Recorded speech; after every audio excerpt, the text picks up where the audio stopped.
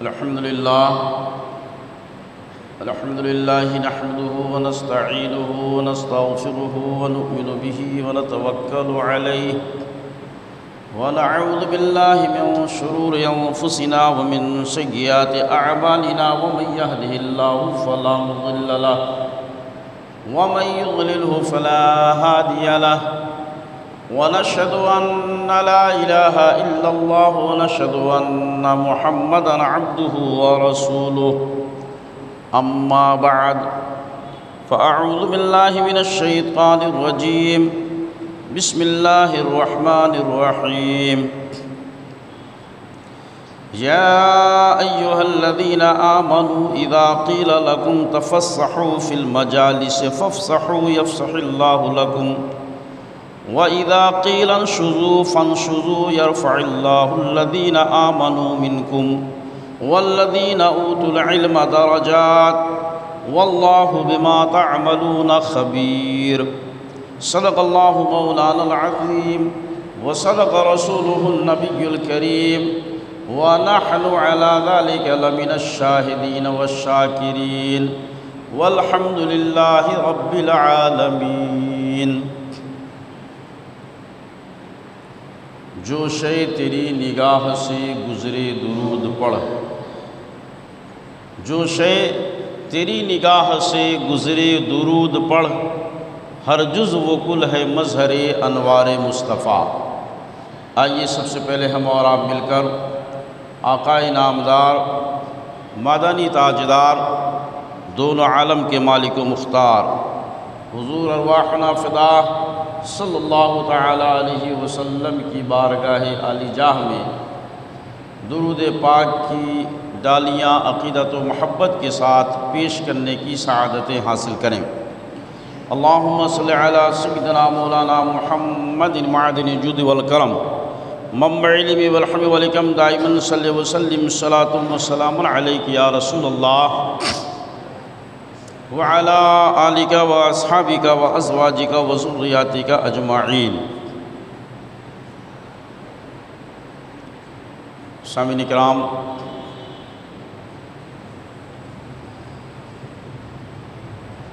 سفر المظفر کا یہ مقدس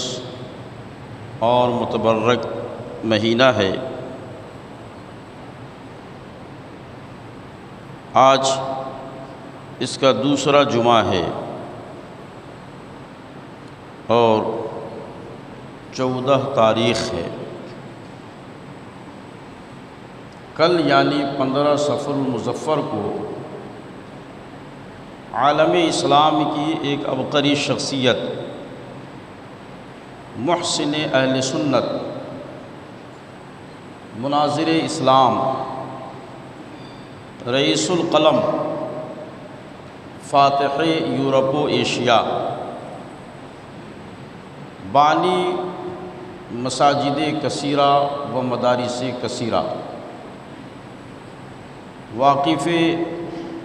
علوم و فنون، استاذ العلماء،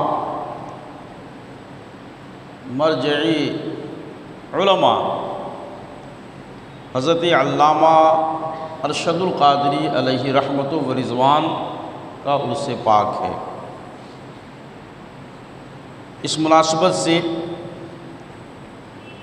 آج میں نے اپنی گفتگو کا عنوان حضرت علامہ علیہ رحمہ کی بارگاہ میں خراج عقیدت پیش کرنے کے لیے اور اس حدیث پاک پر عمل کرنے کے لیے کہ آقا کریم صلی اللہ تعالیٰ علیہ وسلم نے ارشاد فرمایا من لم یشکر الناس فلم یشکر اللہ، جو انسان کا شکریہ ادا نہیں کرتا وہ رب کا بھی شکر گزار نہیں ہوتا۔ تو علامہ علیہ رحمت و رضوان کا جماعت اہل سنت پہ بے شمار احسان ہے، اس لیے ان کی بارگاہ میں خراج عقیدت پیش کرنا یہ ہمارا اخلاقی فریضہ ہے۔ اسی مناسبت سے آج میں نے اپنی گفتگو کا عنوان بنایا علامہ ارشد القادری ایک عظیم شخصیت یا آپ کی حیات و خدمات۔ اسی تناظر میں انشاءاللہ کچھ باتیں پیش کی جائیں گی، اور اسی مناسبت سے میں نے سورہ مجادلہ کی آیت نمبر 11 تلاوت کرنے کا شرف حاصل کیا، جس کے ایک حصے میں خاص طور سے اللہ رب العزت نے اہل علم کی فضیلت بیان کی ہے۔ تو بطور ذہن سازی اور ذہن قریب کرنے کے لیے عالم دین اور علماء کرام کی فضیلت کے تعلق سے چند حدیثیں پیش کی جائیں گی، اور پھر اس کے بعد انشاءاللہ علامہ علیہ الرحمہ کی عبقری اور گوناگون شخصیت کے چند پہلوؤں پر روشنی ڈالنے کی کوشش کی جائے گی۔ دعا ہے کہ اللہ رب العزت مجھے حق بولنے کی توفیق عطا فرمائے، اور آپ تمامی حضرات کو حق سن کر کے عمل کا جذبہ صادق عطا فرمائے، اور اس پیغام عقیدت و محبت کو عام و تام کرنے کی توفیق عطا فرمائے۔ اللہ رب العزت نے قرآن مقدس میں ارشاد فرمایا، اے ایمان والو، جب تم سے کہا جائے کہ مجلسوں میں جگہ کشادہ کرو تو جگہ کشادہ کر دو، اللہ تمہارے لیے جگہ کشادہ فرمائے گا۔ اور جب کہا جائے کہ کھڑے ہو جاؤ تو کھڑے ہو جاؤ، اللہ تم میں سے ایمان والوں کے اور ان کے درجات بلند فرماتا ہے جنہیں علم دیا گیا، اور اللہ تمہارے کاموں سے خوب خبردار ہے۔ اس آیت کریمہ کے شان نزول کا تذکرہ کرتے ہوئے علماء تفسیر بیان فرماتے ہیں کہ ایک مرتبہ آقا کریم صلی اللہ تعالیٰ علیہ وسلم صحابہ کرام کے ساتھ ایک مجلس میں تشریف فرما تھے۔ باہر سے چند بدری صحابہ تشریف لائے، اور بدری صحابہ کرام یعنی وہ حضرات جنہوں نے جنگ بدر میں شرکت کی سعادت حاصل کی تھی، ان کا صحابہ کرام کے درمیان امتیازی مقام تھا، ان کا امتیازی رتبہ تھا۔ نبی کریم صلی اللہ تعالیٰ علیہ وسلم انہیں خاص اہمیت دیا کرتے تھے۔ اللہ رب العزت نے ان کا خاص اعزاز فرمایا۔ تو جب آپ مجلس میں تشریف لائے، اس وقت مجلس میں جگہ نہیں تھی، وہ جگہ بالکل پر ہو چکی تھی، فل تھی۔ آقا کریم صلی اللہ تعالیٰ علیہ وسلم نے ان بیٹھے ہوئے صحابہ کرام پہ ایک طائرانہ نظر ڈالی، پھر اس کے بعد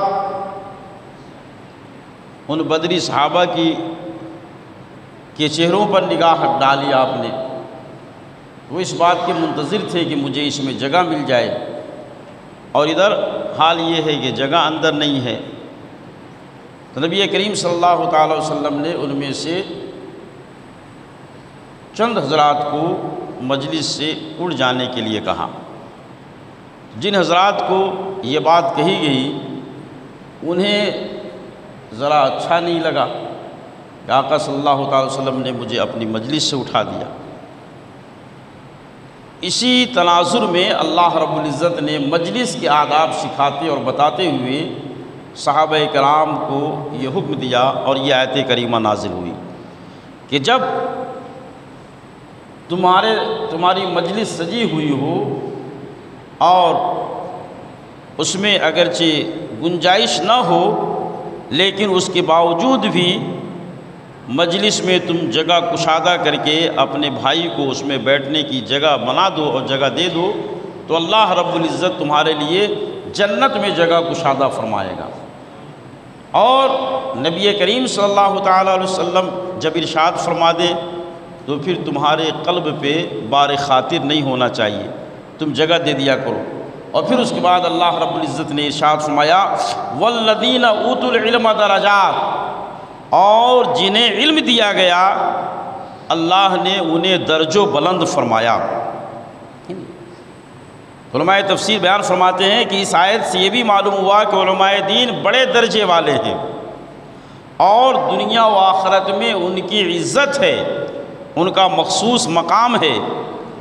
جب اللہ تعالیٰ نے ان کے درجات کی بلندی کا وعدہ کیا ہے تو یقیناً اللہ رب العزت انہیں دنیا میں بھی مکرم فرمائے گا اور آخرت میں بھی انہیں معزز فرمائے گا۔ دنیا میں بھی لوگوں کے دلوں میں ان کی عزت ڈال دے گا اور آخرت میں بھی انہیں مقام بلند پر فائز فرمائے گا۔ حضرت حسن بصری رضی اللہ تعالیٰ عنہ فرماتے ہیں کہ حضرت عبداللہ ابن مسعود رضی اللہ تعالیٰ عنہ نے اسی آیت کریمہ کے تناظر میں اور اسی آیت کریمہ کی تلاوت کرنے کے بعد فرمایا، اے لوگو اس آیت کریمہ کو سمجھو اور علم حاصل کرنے کی طرف راغب ہو جاؤ کہ اللہ رب العزت ارشاد فرماتا ہے کہ وہ مومن جو عالم ہے اس کو اس مومن کے مقابلے میں جو عالم نہیں ہے درجہ بلند فرمائے گا۔ پتہ چلا کہ جو اہل علم ہے اللہ رب العزت نے ان کے درجوں کو بلند فرمایا ہے، یہ خازن کی روایت ہے۔ اس لیے موقع کی مناسبت سے اہل علم کے تعلق سے آقا کریم صلی اللہ تعالیٰ علیہ وسلم نے جو کچھ ارشاد فرمایا وہ ایک طویل باب ہے۔ احادیث کی کتابوں میں باب فضائل اہل العلم کے نام سے حدیث کی تقریباً تمام کتابوں میں محدثین کرام نے ایک باب باندھا ہے۔ ان تمام باتوں کو تو یہاں پر پیش کرنے کا موقع نہیں، وقت میں گنجائش نہیں، چند احادیث طیبہ آپ ملاحظہ فرمائیں اور پھر علم کی عظمت ملاحظہ کریں۔ آقا کریم صلی اللہ تعالیٰ علیہ وسلم ارشاد فرماتے ہیں، العلم افضل من العبادت۔ کنز العمال کتاب العلم کی حدیث ہے، آقا صلی اللہ تعالیٰ وسلم ارشاد فرماتے ہیں کہ علم یہ عبادت سے افضل ہے۔ دوسرے مقام پر آقا صلی اللہ تعالیٰ علیہ وسلم نے ارشاد فرمایا،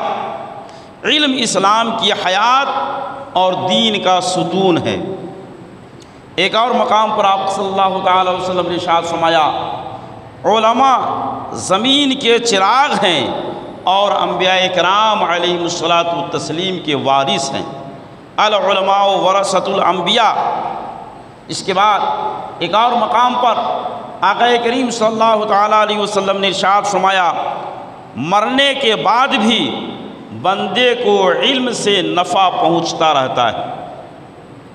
جیسا کہ مسلم شریف کی حدیث ہے، عن ابی امامۃ الباہلی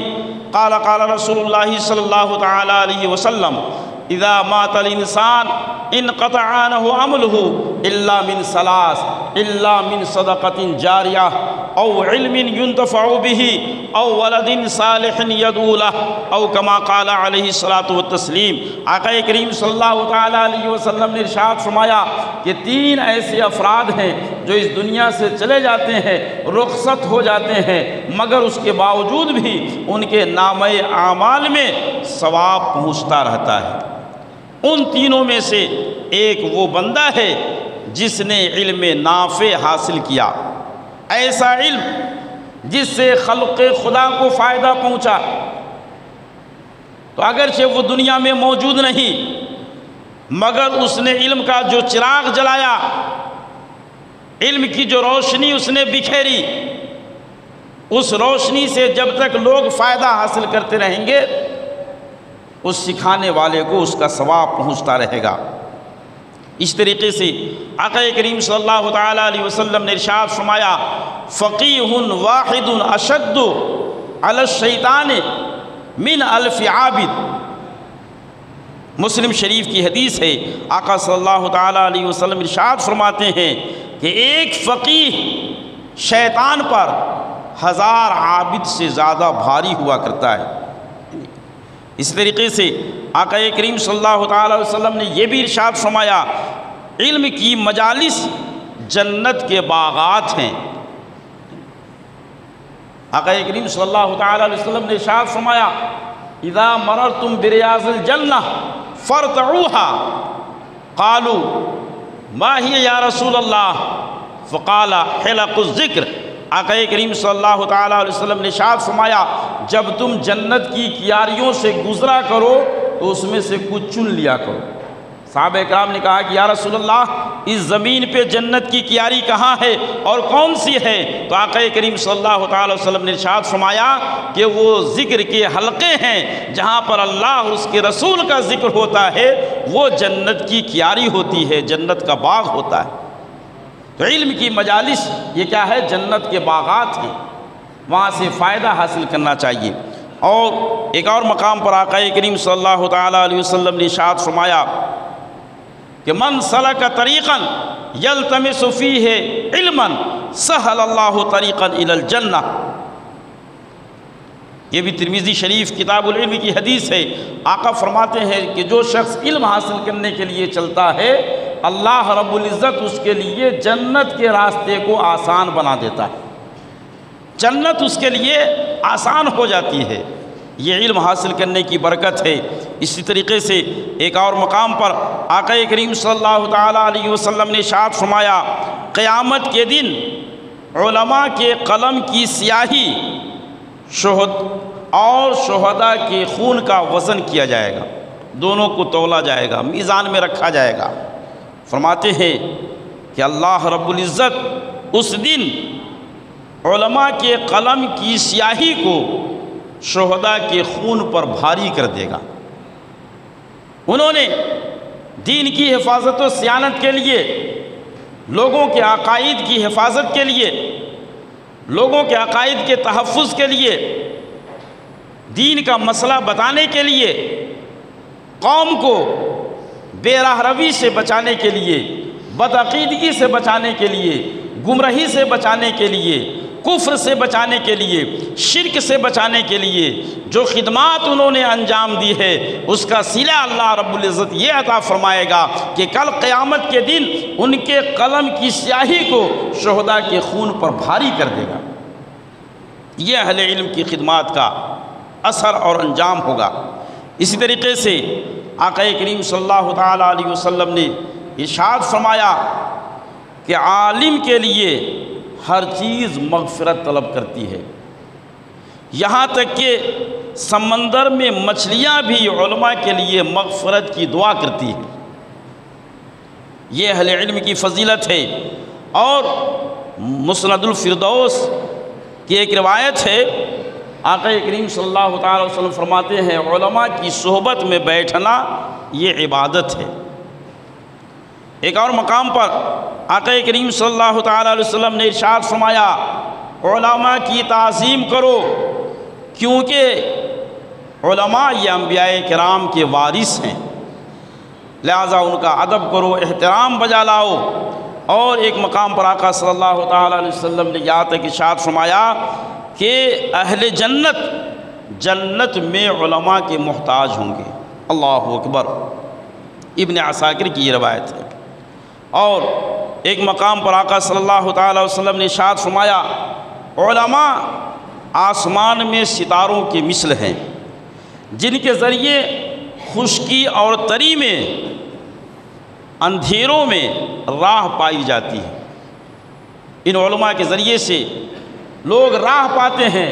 یعنی ان سے ہدایت حاصل کرتے ہیں، سیدھا راستہ ان کے ذریعے سے ملتا ہے۔ اور ایک روایت میں آقا کریم صلی اللہ تعالیٰ علیہ وسلم نے یہ بھی ارشاد فرمایا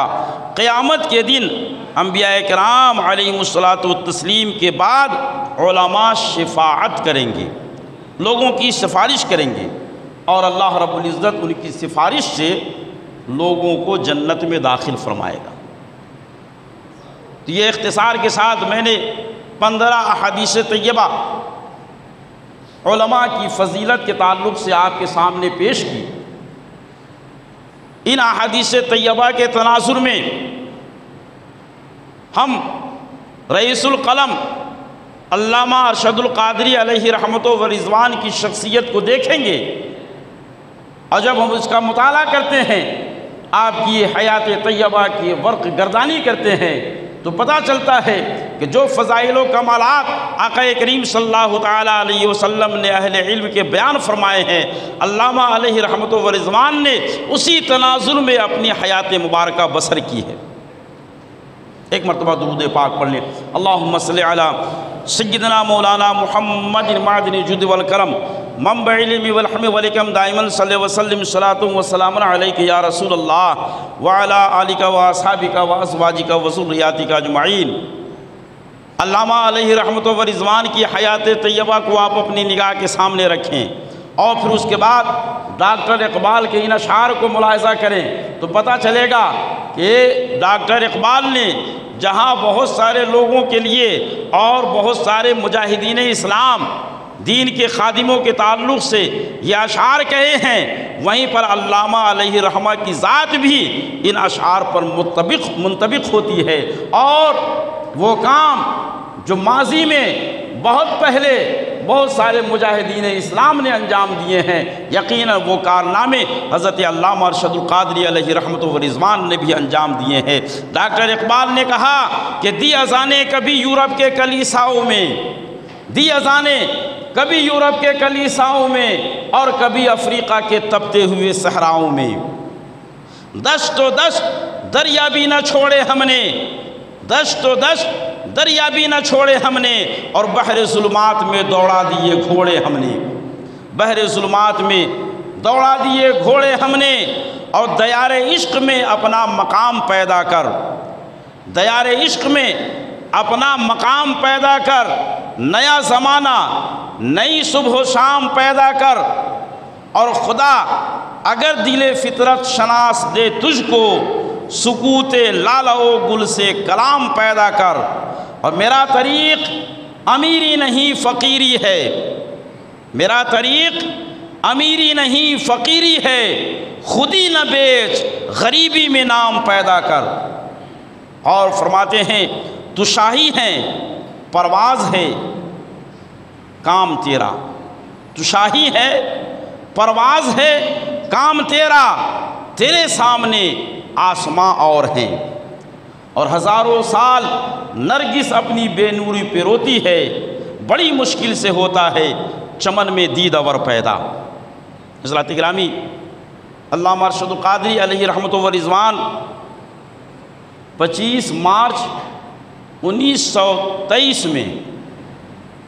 یعنی سمجھ لیں آپ کہ آج سے تقریباً 100 سال پہلے، 2023 کا یہ سال چل رہا ہے، 1923 میں سید پور بلیا اتر پردیش کے گاؤں میں آپ کی پیدائش ہوئی۔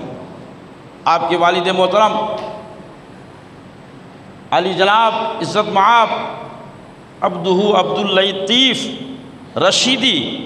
علیہ رحمت و رضوان ہیں۔ آپ نے ابتدائی تعلیم گھر پہ حاصل کی، اور پھر جب دل میں علم حاصل کرنے کا شوق اور جذبہ پیدا ہوا آگے بڑھنے کا، کہ جب تڑپ آپ کے دل میں پیدا ہوئی تو آپ خود اپنے ایک انٹرویو میں فرماتے ہیں کہ میں والد صاحب کی اجازت کے بغیر،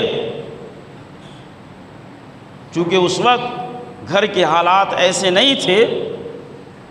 کہ میں باقاعدہ روپے پیسے لے کر کے اطمینان اور سکون سے جاتا، گھر پہ والد صاحب کو معاون کی ضرورت تھی، دکان چلانے کے لیے ایک مددگار کی ضرورت تھی جو انہیں میسر نہیں تھا، اس لیے وہ نہیں چاہتے تھے کہ میں باہر جا کر کے علم حاصل کروں، لیکن میں اپنے شوق اپنے جذبے کے تحت بغیر ان کو بتائے ہوئے گھر سے نکل پڑا اور الہ آباد پہنچا، اور پھر وہاں سے مبارک پور پہنچا۔ یہ ایک طویل داستان ہے، بہرحال آپ مبارک پور پہنچے اور وہاں پہنچ کر کے 1944 میں آپ کی وہاں سے دستار بندی ہوئی۔ ایک بات یہاں پر جو خاص طور سے قابل ذکر ہے، اور ہمارے وہ عزیز طلباء جو سامنے بیٹھے ہیں بالخصوص ان کے لیے اور دوسرے تمام لوگوں کے لیے بھی عبرت کی ہے، وہ یہ ہے کہ علامہ علیہ رحمت و رضوان کا ذوق ملاحظہ فرمائیے۔ آج طلباء کو مدارس میں ہر طرح کی سہولت دی جاتی ہے، لیٹسٹ سہولیات سے ان کو مزین کر کے آراستہ کر کے پڑھنے کا ماحول بنایا جاتا ہے، ماں باپ خرچ بھیجتے ہیں اور والدین بھی ان کے لیے حتی المقدور سہولیات بہم پہنچانے کی پوری کوششیں کرتے ہیں، مگر اس کے باوجود کچھ طلبہ ایسے ہوتے ہیں جو مدرسے میں آ کر کے بھاگ جاتے ہیں، مدرسے میں پڑھتے نہیں، بھاگ جاتے ہیں۔ ایسے لوگوں کے لیے اور ایسے طلبہ کے لیے علامہ علیہ رحمت و رضوان کی زندگی کا یہ پہلو خاص طور سے قابل تقلید ہے کہ آپ کو بآسانی پڑھنے کے لیے نہیں بھیجا جا رہا ہے، بچے اسکول سے گھر بھاگ آتے ہیں، مگر علامہ علیہ رحمت و رضوان گھر سے بھاگ رہے ہیں علم حاصل کرنے کے لیے مدرسے کی طرف۔ اس میں ہمارے بچوں کے لیے درس ہے کہ یقیناً علامہ علیہ رحمت و رضوان کی حیات ہمارے اور آپ کے لیے درس عبرت رکھتی ہے، اور یہ بتاتی ہے کہ مدرسہ بھاگنے کی جگہ نہیں ہے بلکہ مدرسہ پڑھنے کی جگہ ہے، زندگی بنانے کی جگہ ہے۔ وہاں جو جاتا ہے وہ اپنے آپ کو کامیاب و کامران کر لیتا ہے، وہاں جو جاتا ہے نا تراشیدہ پتھر ہوتا ہے، اساتذہ کرام کی محنت و مشقت سے وہ کندن بن جایا کرتا ہے، قیمتی ہیرا اور جوہر بن جایا کرتا ہے۔ بہرحال علامہ علیہ رحمت و رضوان ملک کی مشہور و معروف درسگاہ الجامعۃ الاشرفیہ تشریف لے گئے، جہاں سے 1944 میں آپ کی دستار بندی ہوئی، اور پھر وہیں سے اپنے استاذ گرامی محدث مبارک پور استاذ العلماء حضرت علامہ عبدالعزیز صاحب محدث مبارک پور کے اشارے پر آپ دین کی خدمت کے لیے ناگپور تشریف لے گئے۔ چند سالوں وہاں آپ نے خدمت انجام دی، اور پھر اس کے بعد وہاں سے 1952 میں آپ جمشید پور تشریف لائے۔ 1952 میں جمشید پور تشریف لائے، اور پھر اس کے بعد آپ نے جمشید پور ہی کو اپنی دعوت و تبلیغ کا مرکز بنا لیا، یہیں پر آپ رہے، اور مستقل طور پر یہیں رہ کر کے آپ نے دنیا کے مختلف علاقوں کا، مختلف خطوں کا اور مختلف شہروں کا دورہ کیا، اور وہاں پر دین متین کا پرچم گاڑا اور دین اسلام کی خدمت کا فریضہ انجام دیا۔ حضرات گرامی، حضرت علامہ علیہ رحمت و رضوان کی حیات طیبہ کا جب ہم مطالعہ کرتے ہیں، اور الحمدللہ اس فقیر نے آپ کی صحبت بھی پائی ہے، آپ کو قریب سے دیکھا بھی ہے، آپ کی سرگرمیوں کا جب جائزہ لیا جاتا ہے تو پتہ چلتا ہے کہ اللہ رب العزت نے آپ کی ایک ذات کے اندر بہت ساری خوبیوں کو جمع فرما دیا تھا۔ آپ ایک فرد نہیں بلکہ ایک انجمن تھے۔ آپ کی ذات میں اللہ رب العزت نے گوناگوں اور صاف و کمالات کو مجتمع فرما دیا تھا، جہاں پر قوم کو جیسی ضرورت ہوتی آپ اس اعتبار سے وہاں پر قوم کے کام آتے اور قوم کی خدمت انجام دیتے ہوئے نظر آتے۔ علامہ علیہ رحمت و رضوان کی حیات طیبہ کو آپ دیکھیں تو پتہ چلے گا کہ آپ ایک معلم بھی ہیں، آپ ایک مدرس بھی ہیں، آپ ایک خطیب بھی ہیں، آپ ایک ادیب بھی ہیں، آپ ایک شاعر بھی ہیں، آپ ایک سیاسی لیڈر بھی ہیں، آپ ایک قلمکار بھی ہیں۔ غرضے کے آپ جس نہج سے علامہ علیہ رحمت و رضوان کی شخصیت کو دیکھیں گے اس میدان میں وہ کامیاب و کامران نظر آتے ہیں، مگر یہ کامیابی و کامرانی انہوں نے دنیا طلبی کے لیے نہیں حاصل کی، اور انہوں نے جو بھی کام کیے وہ دنیا طلب کرنے کے لیے نہیں، بلکہ ان کی زندگی کا ایک ایک لمحہ اور حیات کی ایک ایک ساتھ قوم و ملت کے لیے وقف تھی۔ انہوں نے اپنی پوری زندگی قوم و ملت کی فلاح و بہبود کے لیے بسر کی۔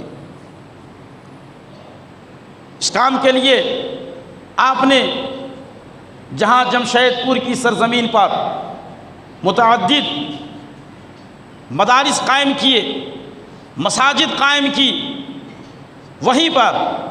جمشید پور سے ہٹ کر کے آپ نے صوبہ جھارکھنڈ میں بہت سارے ادارے قائم کیے، اور صرف صوبہ جھارکھنڈ و بہار ہی نہیں بلکہ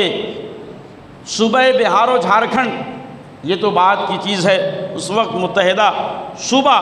صوبہ بہار تھا، بہار سے نکل کر آپ نے یو پی میں بھی کام کیا، دلی میں بھی کام کیا، راجستھان میں بھی آپ نے کام کیا، مہاراشٹر میں بھی کام کیا، بنگلور میں بھی آپ کے قائم کردہ ادارے ہیں، یہاں تک کہ آسام میں بھی آپ کے قائم کردہ ادارے ہیں۔ غرضے کے جہاں جہاں آپ کے قدم پڑے، آپ نے صرف جلسہ جلوس کر کے تقریر کر کے وہاں سے رخصت نہیں ہو گئے، بلکہ وہاں پر قیام کر کے آپ نے قوم کی جیسی ضرورت محسوس کی۔ اگر کسی علاقے میں مسجد کی ضرورت محسوس کی، آپ نے وہاں پر چند دنوں قیام کیا اور وہاں پہ مسجد تعمیر فرمائی۔ آپ نے اس علاقے میں اگر مدرسے کی ضرورت محسوس کی تو آپ نے وہاں پر قیام کیا، علاقے کے لوگوں کو جمع کیا اور پھر وہاں پر مدرسہ قائم کیا۔ اور صرف یہی نہیں، آپ نے صرف ہندوستان ہی نہیں بلکہ اقبال نے کہا نا کہ دی اذانیں کبھی یورپ کے کلیساؤں میں اور کبھی افریقہ کے تپتے ہوئے صحراؤں میں۔ علامہ علیہ رحمت و رضوان دین کی خدمت کے لیے افریقہ کی سرزمین پر بھی ہمیں نظر آتے ہیں، امریکہ کی سرزمین پر بھی نظر آتے ہیں، برطانیہ کی سرزمین پر بھی نظر آتے ہیں، انگلینڈ کی سرزمین پر بھی نظر آتے ہیں، تیونس کے سرزمین پر بھی نظر آتے ہیں۔ دین کی اشاعت کے لیے اور اہل سنت و جماعت کی عزت و عظمت کی بحالی کے لیے ایران بھی آپ تشریف لے گئے، اور مذہب حق کی نشر و اشاعت کے لیے عراق کی سرزمین پر بھی آپ تشریف لے گئے، قاہرہ بھی تشریف لے گئے، مصر کی سرزمین پر بھی جلوہ گر ہوئے۔ غرضے کے جتنے ملک کے نام آپ کے ذہن میں ہوں گے، اگر آپ علامہ کی تاریخ کو دیکھیں گے تو یقیناً وہاں پر علامہ کے قدم پڑتے ہوئے آپ کو نظر آئیں گے، اور وہاں پر آپ نے دین کی خدمت انجام دی ہے۔ تنظیمی تحریکی اعتبار سے آپ دیکھیں، یہ مدارس جو ہندوستان لیول کے ہیں، ہندوستان میں ہیں، لیکن عالمی سطح پر اہل سنت و جماعت کی نمائندگی کرنے کے لیے اور لوگوں کو دین حق سے جوڑنے کے لیے برطانیہ کی سرزمین پر علامہ نے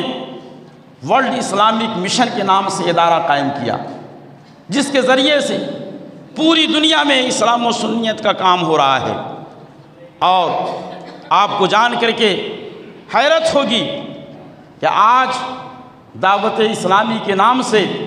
اہل سنت و جماعت کی جو عظیم الشان تنظیم کام کر رہی ہے، 200 سے زیادہ ملکوں میں جس کی شاخیں ہیں، ہزاروں لاکھوں افراد نہیں بلکہ کروڑوں افراد جس سے جڑے ہوئے اور متاثر ہے، اس عظیم الشان دعوت اسلامی تحریک کے بانی کوئی اور نہیں ہے بلکہ آپ کے علامہ ارشد القادری علیہ رحمت و رضوان ہیں۔ یہ ہماری اور آپ کی خوش نصیبی ہے کہ ہم ان کے شہر میں رہتے ہیں اور ہمارا اور آپ کا ان سے گہرا تعلق اور رابطہ ہے۔ تحریک دعوت اسلامی کے بانی علامہ ارشد القادری علیہ رحمت و رضوان ہے۔ آپ ہی نے حضرت مولانا الیاس قادری صاحب کو اس کا امیر منتخب کیا، جس کی ایک طویل داستان ہے۔ بتانا یہ ہے کہ علامہ علیہ رحمت و رضوان نے مساجد بھی تعمیر کیے، مدارس بھی آپ نے قائم فرمائے، تنظیمیں بھی آپ نے قائم کی، اور ضرورت پڑی تو لوگوں کے ایمان و عقیدہ کی اصلاح کے لیے آپ نے اپنی تحریر کے ذریعے بھی قلمی میدان میں کام کیا۔ 3 درجن سے زائد کتابیں آج بھی مارکیٹ میں دستیاب ہیں، جس کے ذریعے سے آپ نے قوم کی زلف برہم کو سنوارنے کا کام کیا اور لوگوں کے ایمان و عقیدہ کو مضبوط کیا۔ ان میں سے ایک مشہور و معروف کتاب کا نام زلزلہ ہے، جو بہت ہی مشہور و معروف کتاب ہے، جس سے بہت سارے بدعقیدہ لوگ پڑھ کر کے صراط مستقیم پر گامزن ہوئے، اور بہت سارے اہل سنت و جماعت کے عقیدے میں پختگی پیدا ہوئی۔ اور بھی بہت ساری کتابیں آپ نے تحریر فرمائی ہے۔ اس طریقے سے قلمی میدان میں بھی آپ کی عظیم یادگار ہمارے سامنے موجود ہیں۔ میرے محترم بزرگوں اور دوستو، حضرت علامہ علیہ رحمت و رضوان کی شخصیت کے بہت سارے پہلو ہیں۔ یقیناً جہاں وہ ایک مرد میدان ہے، وہیں پر ان کی شخصیت کو بنظر غائر دیکھیں آپ تو پتہ چلے گا کہ وہ ایک عابد شب زندہ دار بھی ہیں اور ایک بہت ہی عظیم ولی بھی ہیں، عاشق رسول بھی ہیں، جن کی آنکھیں عشق رسول میں ہمیشہ اشک بار رہا کرتی تھی۔ حضرت علامہ علیہ رحمت و رضوان کے عشق کا جو پیمانہ چھلکا ہے اور وہ الفاظ جو نعت کی صورت میں آج ہمارے درمیان موجود ہیں، بہت سارے ایسے اشعار ہیں کہ جب وہ سنے جاتے ہیں، پڑھے جاتے ہیں تو محفل میں وجدانی کیفیت طاری ہو جاتی ہے۔ جب سننے والوں پر ایسی کیفیت طاری ہوتی ہے تو آپ اندازہ لگا سکتے ہیں کہ جس نے اپنے دل سے ان الفاظ کو کہے ہیں اور ان الفاظ کو سپرد قرطاس کیا ہے، ان کی دلی کیفیت کیا رہی ہوگی اور انہوں نے کس عالم میں ان اشعار کو لکھے ہوں گے اور کہے ہوں گے۔ بہت ہی مشہور زمانہ ان کا کلام ہے، بہر دیدار مشتاق ہے ہر نظر، دونوں عالم کے سرکار آ جائیے۔ اللہ اکبر۔ اپنے دامن کو پھیلائے ہیں ایک غلام کی طرح سے، عجز و انکساری کا مجسمہ بن کر بارگاہ رسالت پناہ میں عرض کرتے ہیں بہر دیدار۔ بہر دیدار کا مطلب دیکھنے کے واسطے، مشتاق کا مطلب ہوتا ہے منتظر۔ بہر دیدار مشتاق ہے ہر نظر، دونوں عالم کے سردکار آ جائیے۔ چاندنی رات ہے اور پچھلا پہر، سبحان اللہ، چاندنی رات ہے اور پچھلا پہر، دونوں عالم کے سرکار آ جائیے۔ سدرۃ المنتہا، عرش و باغ ارم، ہر جگہ پڑ چکے ہیں نشان قدم، ہر جگہ پڑ چکے ہیں نشان قدم۔ اب تو ایک بار اپنے غلاموں کے گھر دونوں عالم کے سرکار آ جائیے۔ اب تو ایک بار اپنے غلاموں کے گھر دونوں عالم کے سرکار آ جائیے۔ اور شام امید کا اب سویرا ہوا، شام امید کا اب سویرا ہوا، شہر طیبہ نگاہوں کا ڈیرا ہوا۔ بچھ گئے راہ میں فرش قلب و نظر، دونوں عالم کے سرکار آ جائیے۔ میرے گلشن کو ایک بار مہکائیے، اپنے جلووں کی بارش میں نہلائیے۔ میرے گلشن کو ایک بار مہکائیے، اپنے جلووں کی بارش میں نہلائیے۔ دیدہ شوق کو کیجئے بہرور، دونوں عالم کے سرکار آ جائیے۔ تابد اپنی قسمت پہ نازا رہیں، خاک ہو جائیں پھر بھی فروزہ رہیں۔ خاک ہو جائیں یعنی مٹی میں مل جائیں مگر پھر بھی روشن اور چمکتے رہیں۔ آج علامہ علیہ رحمت و رضوان بظاہر ہماری نگاہوں کے سامنے نہیں ہے، آپ خاک کے نیچے آرام فرما ہیں، مگر اس کے باوجود بھی آپ دیکھیں تو صرف مدینہ مسجد آزاد نگر جمشید پور ہی میں نہیں، فیض العلوم دھتکی ڈیہی میں نہیں، بلکہ جہاں جہاں علامہ علیہ رحمت و رضوان کے قدم پہنچے ہیں دنیا کے مختلف خطوں اور علاقوں میں، اور جہاں نہیں پہنچے ہیں وہاں ان کی تحریریں پہنچی ہیں، وہاں یعنی جہاں جہاں اہل سنت و جماعت موجود ہیں یقیناً آج ان کے نام کی محفلیں سج رہی ہیں اور ان کے نام کا چرچا ہو رہا ہے، بزم سجی ہے، علامہ ارشد القادری کے نام خانقاہوں میں تذکرہ ہو رہا ہے، علامہ ارشد القادری کا درسگاہوں میں تذکرہ ہو رہا ہے، علامہ ارشد القادری کا مساجد میں تذکرہ ہو رہا ہے، علامہ ارشد القادری کا مدارس میں تذکرہ ہو رہا ہے، علامہ ارشد القادری کا گلیوں میں تذکرہ ہو رہا ہے، علامہ ارشد القادری کا چوراہوں پہ تذکرہ ہو رہا ہے، علامہ ارشد القادری کا تابد اپنی قسمت پہ نازا رہیں، خاک ہو جائیں پھر بھی فروزہ رہیں۔ دل کی بزم تمنا میں ایک بار اگر دونوں عالم کے سرکار آ جائیے۔ اور ارشاد فرماتے ہیں شام غربت ہے اور شہر خاموش ہے، شام غربت ہے اور شہر خاموش ہے، ایک ارشد اکیلا کفن دو پوش ہے، ایک ارشد اکیلا کفن پوش ہے، خوف کی ہے گھڑی وقت ہے پرخطر، دونوں عالم کے سرکار آ جائیے۔ اس طریقے سے حضرت علامہ علیہ رحمت و رضوان نے عشق و محبت میں سرشار ہو کر ایسی ایسی نعتیں پیش کی ہے کہ اہل محبت جب اسے پڑھتے ہیں تو آنکھوں سے آنسوؤں کے آبشار جاری ہو جاتے ہیں۔ کل اس عظیم الشان عبقری شخصیت کا عرس مبارک ہے، بلکہ آج ہی سے شروع ہے۔ آپ حضرات سے گزارش ہے کہ اپنے گھروں میں بھی فاتحہ کا اہتمام کریں اور فیض العلوم جو ان کی آخری آرام گاہ ہے، جہاں پر ان کا مزار مقدس ہے، جہاں پر ان کا روضہ انور ہے وہاں پہنچ کر کے بھی فاتحہ پڑھیں، فیض و برکات حاصل کریں۔ دعا ہے کہ اللہ رب العزت ہمیں اور آپ کو ان کے مشن کو آنے والی نسلوں تک منتقل کرنے کا جذبہ صادق عطا فرمائے، اور ہم ان کے مشن پر کام کرتے رہیں، ان کے مشن کو عام کرتے رہیں کہ علامہ علیہ رحمۃ و رضوان کی بارگاہ میں سب سے بہتر، سب سے اعلیٰ اور سب سے عمدہ خراج عقیدت یہی ہے کہ زندگی بھر جس مشن کو لے کر کے وہ جگہ جگہ جاتے رہے، در در کی ٹھوکریں کھاتے رہیں، اس مشن کو ہم عام و تام کریں، یعنی سنیت کی نشر و اشاعت کے لیے ہم بھی اپنا تن من دھن جو کچھ بھی بن پڑے، جتنا بن پڑے قربان کریں، دین کی حفاظت کریں، دین کو آنے والی نسلوں تک منتقل کریں۔ وآخر دعوانا ان الحمد للہ رب العالمین۔